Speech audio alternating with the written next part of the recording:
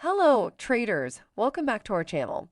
Today, we're diving into an exciting and powerful tool used by traders worldwide, the whole moving average, also known as HMA. We'll walk you through what it is, how to set it up in TradingView, the best settings for different time frames, interpreting buy and sell signals, combining it with other indicators, and a bit on risk management. So let's get started. What is the whole moving average?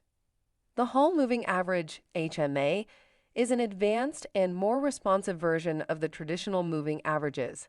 Created by Alan Hull, its primary purpose is to smooth out price fluctuations while reducing lag, making it ideal for spotting trends earlier and more accurately. How to set up the whole moving average in TradingView. Open your TradingView chart. Click on the Indicators button at the top of the chart. In the search bar, type whole moving average. Select it for the list, and it will be added to your chart. You'll see the HMAA line overlaying your price chart. Best settings for different time frames. For short-term trading or day trading, use a period of 9 or 14 works well. For medium-term trading or swing trading, you might use a period of 21 or 34.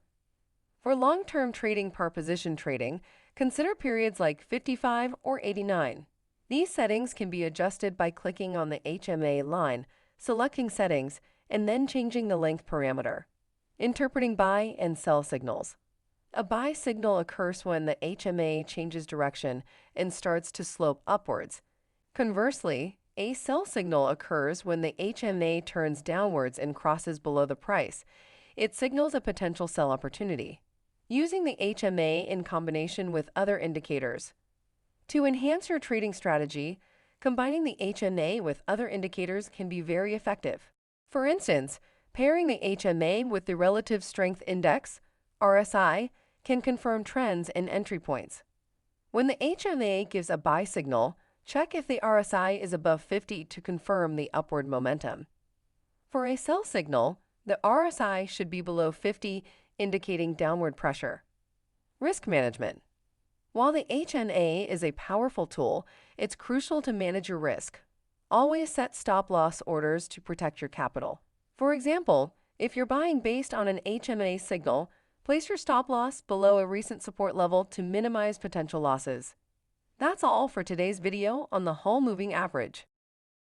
If you found this video helpful, please hit the subscribe button and press the bell icon so you never miss an update.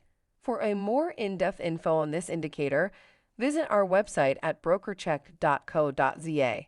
Thanks for watching and happy trading.